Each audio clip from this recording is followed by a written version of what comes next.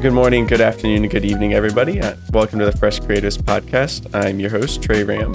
And I am Manning Moore. And today we have an extra special guest, Jet, the amazing and esteemed 2D artist. We're going to be talking to him about his process, his techniques, what his inspirations are, and just having a good conversation about art. Welcome to the podcast, Jet. Thank you.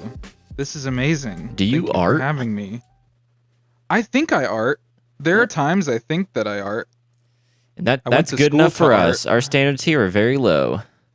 I went to school to art, and I do that today, and there you go. That's it. Thanks for coming, everyone. Thank you for coming to my That'll TED do Talk. for this episode. Thank you for coming to my TED Talk. Yeah. Yes, anyway. Yeah. Hi, my name is Jet Honderich, and I am a 2D animator and illustrator based in Arkansas right now. Yeah, and I have fun. We're gonna have fun tonight. So I was just taking a look at your art before the episode, and it's very cartoony. Reminds me a lot of older cartoons. Where do you kind of get your inspiration for your characters when you're working on them? Inspiration can come from a couple different places. You're right. A lot of my stuff is very reminiscent of just like I'd say cartoons from like early 2000s, which is what I grew up with. I was a big fan of old shows like Chowder. I love Adventure Time, and then Billy and Mandy, stuff like that. Like I grew up with those shows. I think they're fantastic. If you haven't seen Chowder, it is. We talked about this last time. It is a fantastic show. It's so good. It's fantastic. But the art style of Chowder, the character designs, everything was great. Yeah. It was so good. And then go. Chowder it's such a unique style. The way the characters move, but not the textures underneath the characters. That blew my freaking mind as a kid. Like it's crazy. It's so good, and you don't even notice it. Like as soon as I noticed it, I couldn't look away, and I was like, "What? Yeah, what the heck?" I know. I was always looking at the edge and like watching. I was like, "Oh, what's gonna happen to the texture?" Even though it's a tiling texture, nothing happens. Yeah, it was just really cool. It's one of those things that you never think about. Like I don't think I've ever seen a show do that before. Take that kind of weird, interesting liberty with its own like art style. So that was just, it set it apart. It was just witty and visually just very, very unique. And that's what I love about the early 2000s cartoons, was just how visually they stood on their own. Each of them had their own personality, very distinct style for each show. And I really enjoyed that about them. I feel like today we're in kind of a weird era. We're starting to get out of it, I feel like, but we're in kind of a weird era right now of cartoons that are all a little too similar looking. Yeah. I don't know if you guys like have noticed that. I don't know. Again, I still watch cartoons quite a bit just because it's both I enjoy them, but it's also for like part of my job. We're in this kind of weird era of like all cartoons right now are just kind of looking and feeling the same. And so hopefully we can start to get out of that a little bit and maybe look back to that point where each cartoon had its own kind of personality, and I really enjoyed that. And then, like you said, so another inspiration, like part of what inspires me for my stuff is I'm a huge fantasy RPG nerd, and you'll see a lot of my stuff is very goofy RPG stuff. And then, so I deal with a lot of shapes, character design wise, take a lot of inspiration just from simple shapes, turn them into characters, stuff like that. Nice. Yeah, I remember you. This is actually the second time we've recorded this episode because of audio stuff. So if we sort of reference things in the past, that's why. But I remember last time you told us about this technique that you use where if you're feeling creative block, you just draw a random shape and then turn that into a character. Yes, that is an amazing exercise. It's an amazing thing to do when you literally just have no idea what to draw. Just jot down a shape, any old shape, and then from that, just try to find something in that shape that could be a character, a building, a location, an object, anything like that. You'll always find something, and it helps train your brain to see things in shapes, regardless of where you are. Like regardless of what kind of things you're drawing, you'll see these things, and it inspires you, and it gets the creative juices flowing. Because all it takes is just a little idea at the very beginning to like set you off on a whole like project or illustration or whatever. So yeah, I'm sure you guys can relate to that, where it's like you have this, like, you don't know what to do, and then this one little instance of an idea pops in your head, and then it just takes off. Oh yeah. From there, like, yeah. Yeah, that happens a lot. Yeah. Sometimes it just takes like a little bit of an idea to get you going. That's yeah. Definitely. Yeah, I often find with me, like, you have that initial idea, you start working on it, and it doesn't quite connect at the beginning. You're like, oh man, I don't know. I think I kind of have the end goal in mind, but I'm not sure how to get there, what I want to do. And then you kind of keep working on it. And then for me, it gets to a point where I'm like, wow, this is awful. Why am I doing this? Yeah. But I keep working on it. And then it gets to a point where I'm like, this actually is looking pretty cool. Yeah. Like, it's starting to come together, Yeah. Yeah. I wonder if that's just the process of art. Yeah, it definitely is. And you mentioned, you might be working on something and it might not be going the way you're thinking, or you don't like the direction it's going. And sometimes it doesn't bounce back. Sometimes we don't find a way to fix it, and we just don't like it pretty much the entire way through.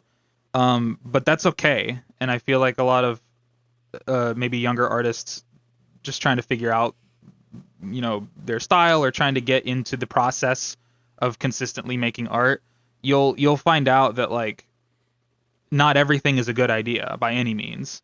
And that's what you got to get those bad ideas out, though. Like, there's nothing wrong with having those ideas that don't work out. You're just getting them out of your head, and you're figuring out what does and doesn't work. And so I feel like that's important, though, is to have those ideas that maybe don't work out in the end, but that's okay, because now that's not the direction you want to go. You've explored all the possibilities, and it's usually worth it. So yeah. I can't tell you how many like untitled number 17 projects I have. Preach, brother, preach. Yes. A lot of stuff that I will never be showing the light. So much. Yes, 100%. Yeah, but like you said, it's okay. You got to get them out, man. It's and like, I mean, you get the bad ideas out, but I mean, there are reasons that artists who are very good in their fields, like, produce basically everything they touch looks good, because they've gone through that process of creating shit and building that intuition of what works and what doesn't. And as you do that, you start to naturally, not even consciously, but subconsciously, create things that work well at the start of the process. Yeah. And as you get further down the process, it just works, right? Because what to do. It's a muscle, man. It really is. I feel like that's, it's like any other muscle in the body. It's when you use it enough, it becomes second nature. Yeah. So when you like I pray I get to that point as soon as possible, because I am nowhere near that point yet of like being able to just do enough, knowing exactly the right amount to do, or knowing exactly what I need to do. Like that takes something, dude. Yeah. Like that takes decades, if not like even more. Something takes your entire life. It really does. It's a lifelong pursuit. Yeah. Something I've learned that's helpful, especially going through school and going through filmmaking, is having a deadline to, an assignment or whatever. Or let's say if you're in film, I'm going to release this on this day, and make it a hard day, and make it known so that you kind of have a push yourself reason, right? To get it done, or at least get to a point where it's like, yeah, okay, we need to release this. But having a set deadline really helps a lot. I find when pushing for a project. Yeah, sometimes it's hard, especially for personal work, to just kind of be working on something and then just mosey on through, and then you get to a point where it's like, okay, I don't know what to do next, but it's not yet at the point of slapping my name on it, and then it just kind of dies. It's really nice to have a deadline. I'm really glad you mentioned that, actually, because that's one thing I want to talk about. So like, because having a deadline, especially for a person like me, when it comes to being on other people's time, when it comes to artwork and deadlines and stuff, when I'm on someone else's time, like I get it done like that. I will get it done 100%. When I'm on my time, I suck at it. Like when I try to give myself projects, I'm so horrible at like keeping up with them. And so that's why like recently though, I've given myself a massive schedule. I've given myself a very strict schedule, and I've given myself deadlines to complete stuff. Like right now I'm working on a children's book. Like I'm illustrating it and writing it, and I'm like, okay, this is a big self-given project. I gotta be hard on myself with it. I gotta make sure it gets done, and I don't just let it sit on the back burner for months. And especially right now because of COVID, unfortunately artists are kind of viewed as probably like the least essential workers in general. And so like I'm not I don't like I'm just doing freelance work right now. But like I've got a lot of free time now, so I got to give myself something to do to really, stay on it and keep my creative muscles active. And so I've given myself this project. But yeah, that's really important to give yourself deadlines, just so you don't let it go and just sleep on it. Mm-hmm. Let it go. Let it go. That movie pisses me off. Dadgummit. All right. Well, hold on. I love that movie. That sounds like the beginning of a rant. Why does it piss you off? It does. Okay. So, like, extremely short side rant. Because it's just like, it's one of those movies that's just completely like it's engineered to not fail. It's just one of those like modern day movies that every kid is gonna go take their parents to see. Also, it beat freaking Spirited Away for highest grossing animated film of all time, and I'm mad. There it is. That's the reason.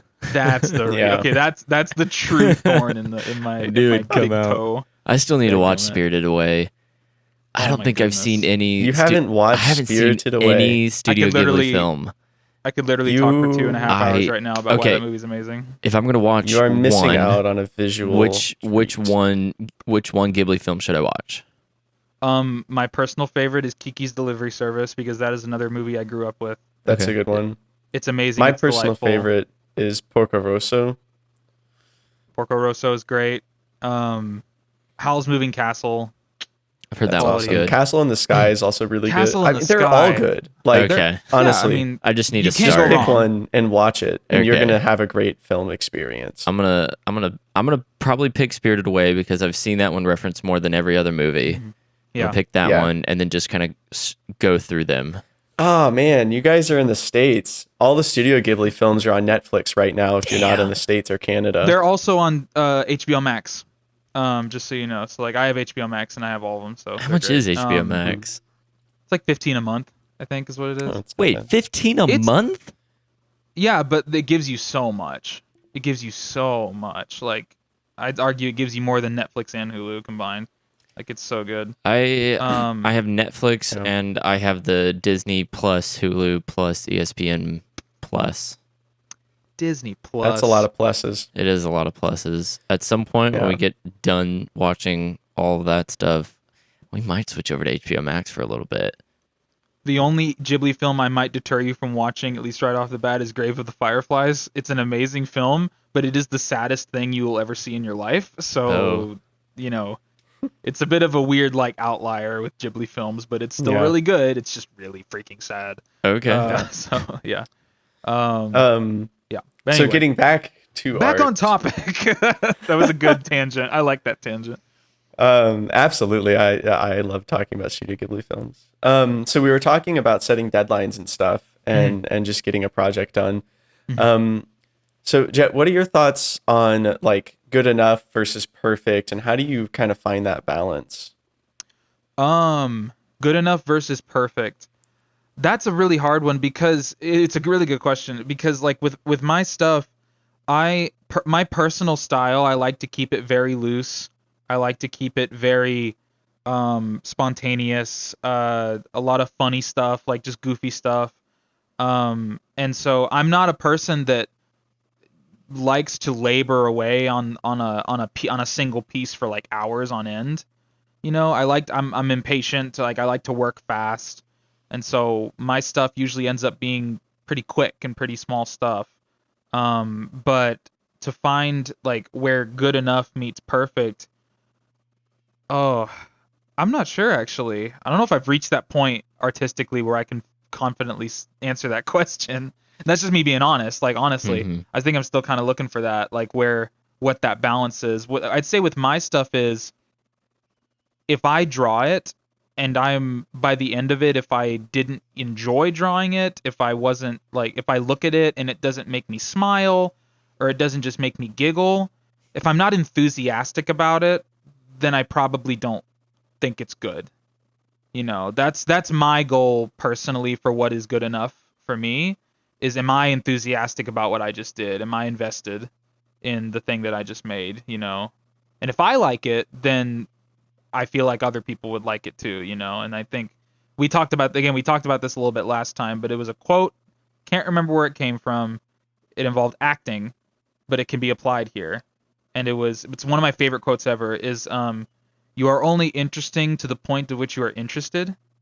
And I think that applies extremely heavily to art. Like that can be like, if you don't like what you're making, what makes you think other people are going to like what you're making? If you're not invested in what you're creating, then other people aren't going to get as excited about it, and it does make a difference. So, make what you like. And then at that point you can kind of start to figure out what is good enough for you. Like, are you happy with it?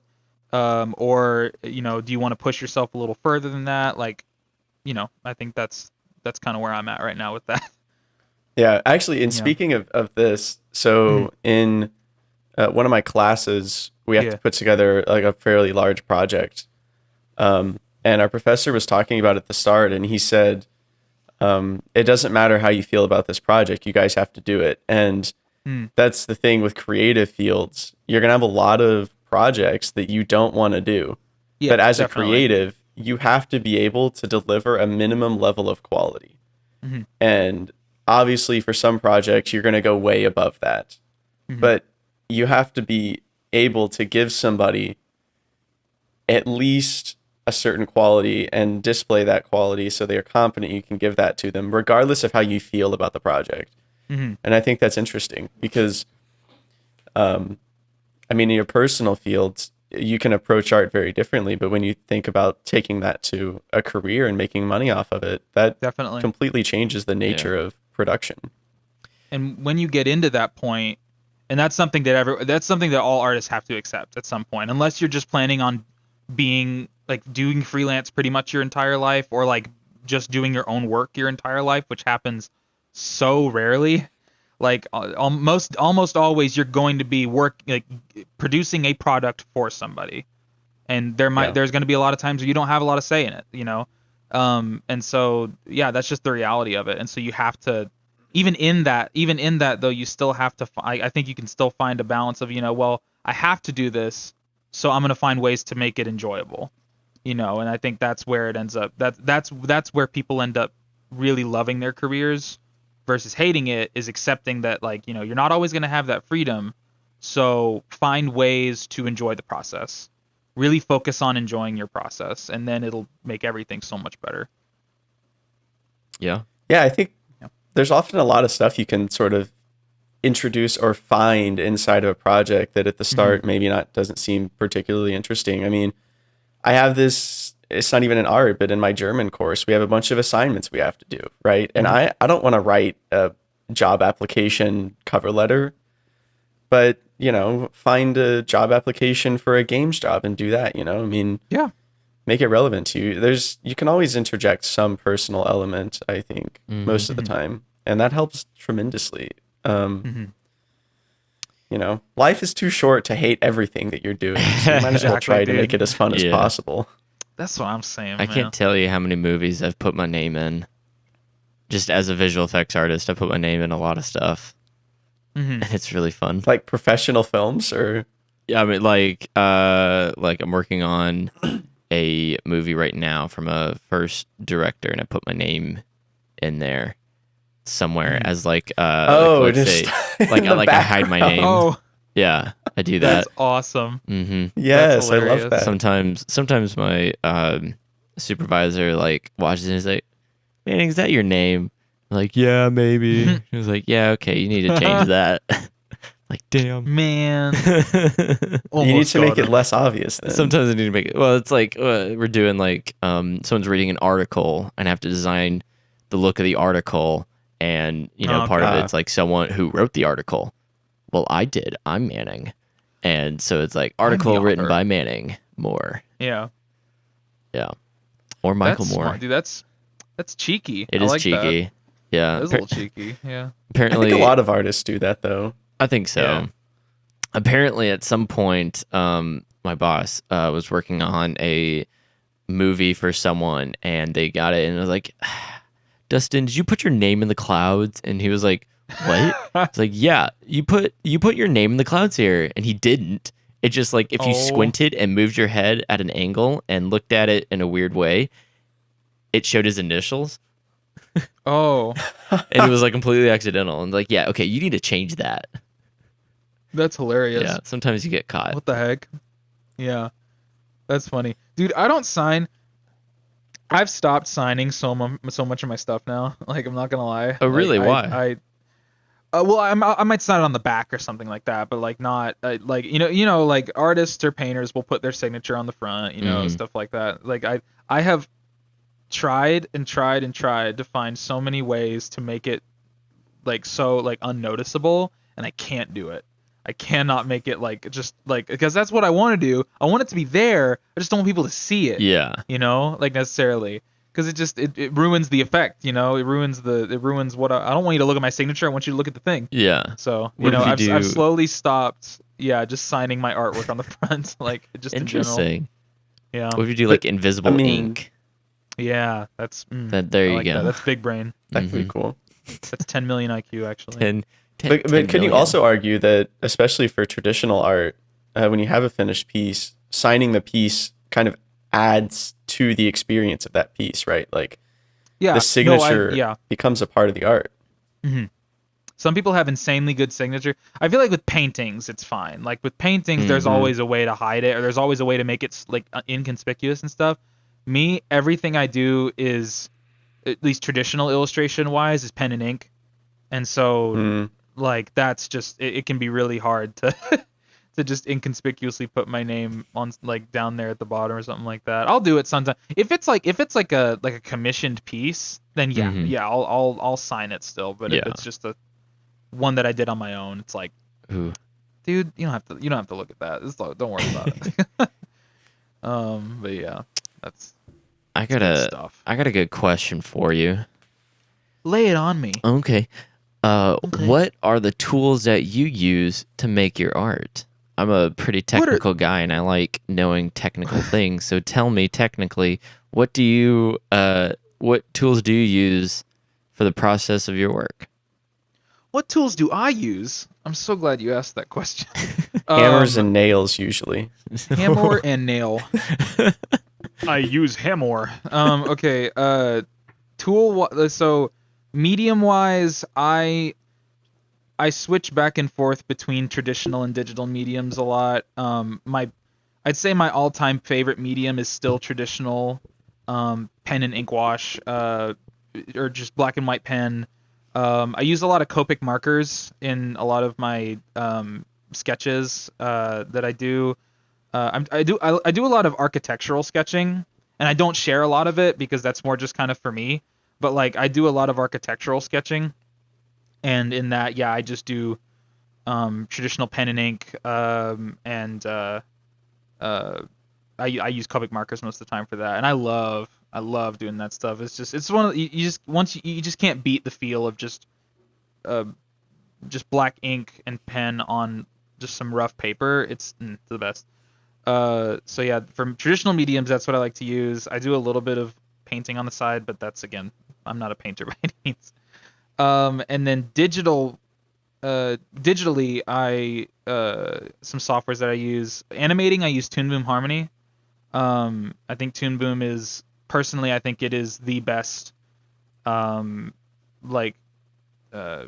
industry standard animation software out there. Like I really don't know if there's a better one out there right now. Adobe Flash. Just speak what? Adobe Flash. Freaking no.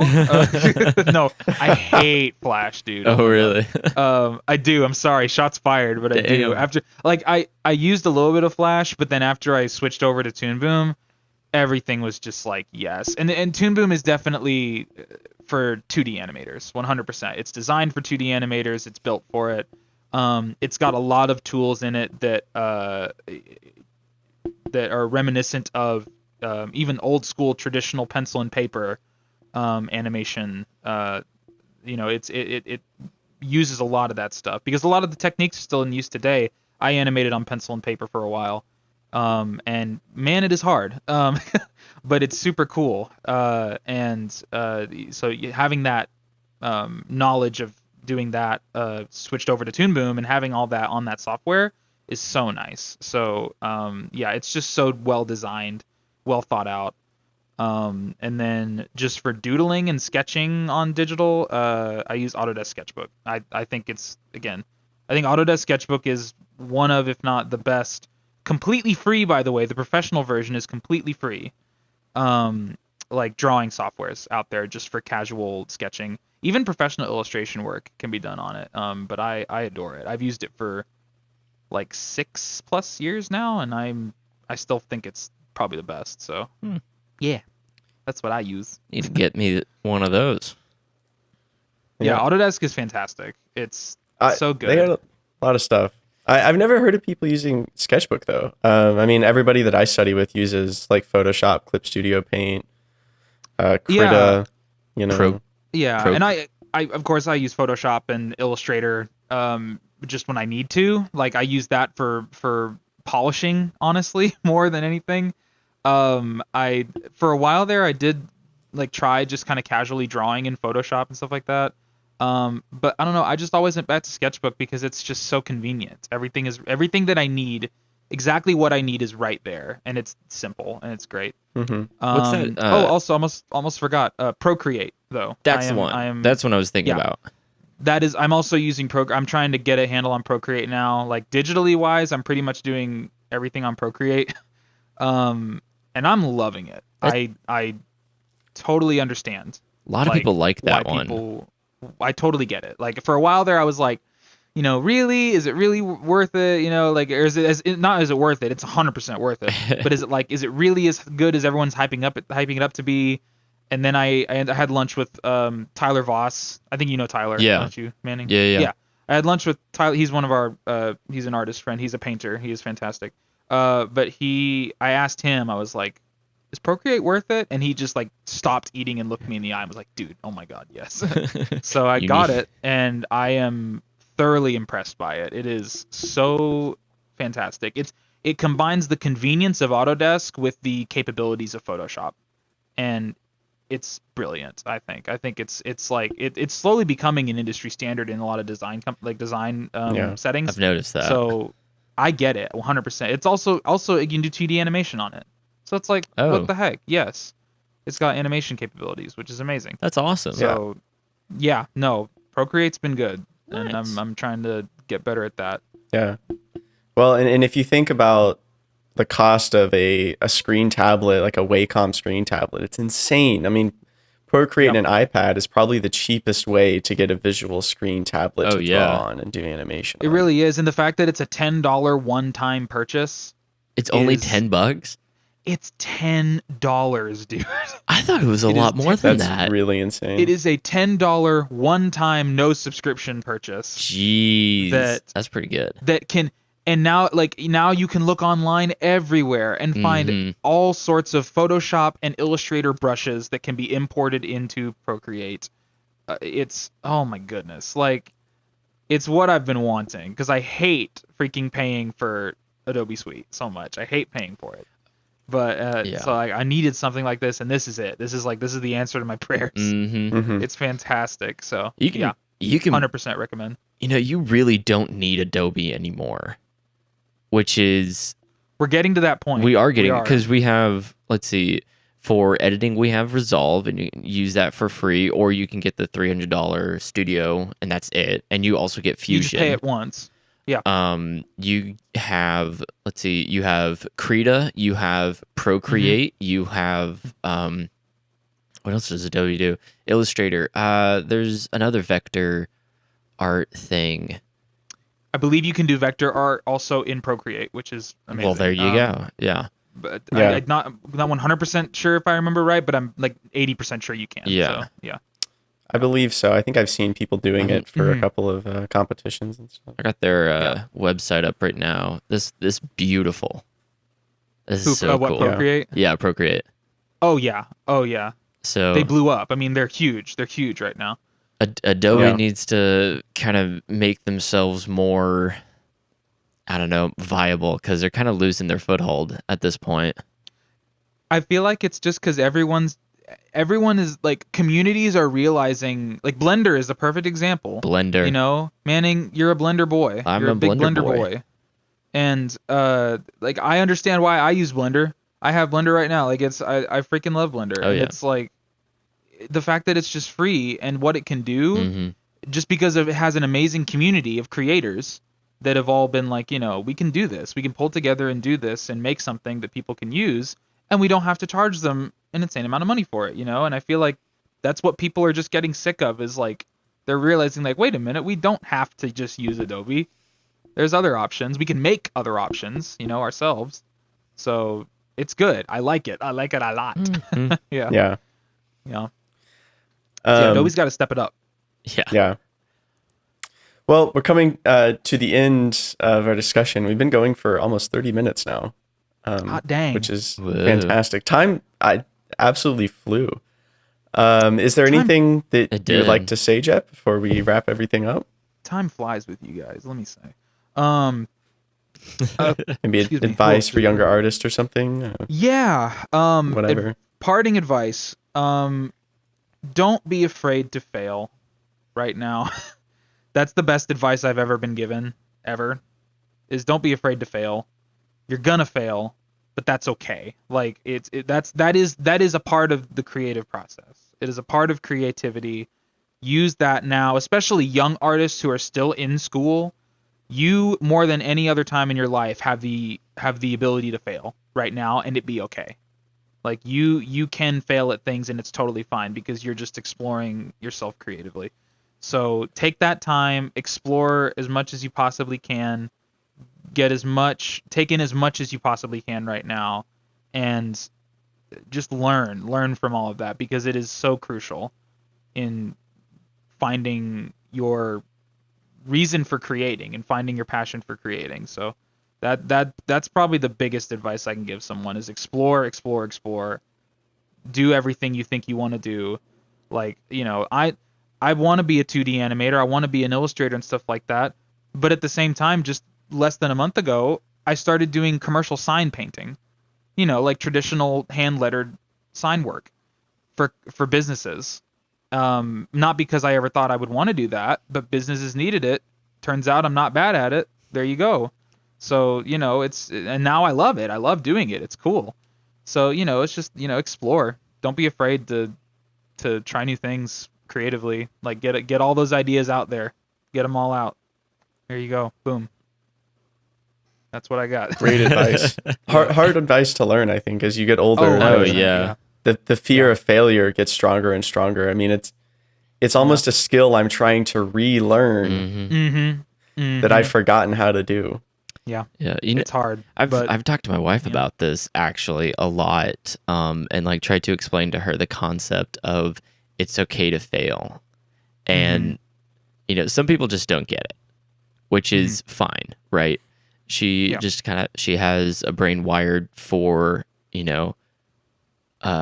things need to be up to a certain standard, which, hey, we need that.